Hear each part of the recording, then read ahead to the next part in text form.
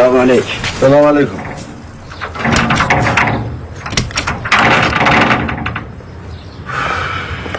آقای پیشگو بیچاره‌مون کردی، گفتی زعفرون بخرین، من میخوام. هی بخرین گرون میشه. پس چی شد؟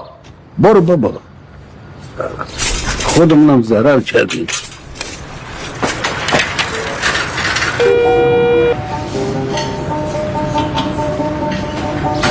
سهیل. الو. عمو برام بله. اوضاع کیش میشیه، کیفا لو رفته، لج رو هم گرفتن، بیچاره شدیم، به خاک سیاه نشستیم. علیک سلام. مرد حساب من کلی چک دادم، زعفرون گرفتم برات فرستادم، لااقل اصل پولو برگردوندم، سودشم برای خوبی. شراکت همینی دیگه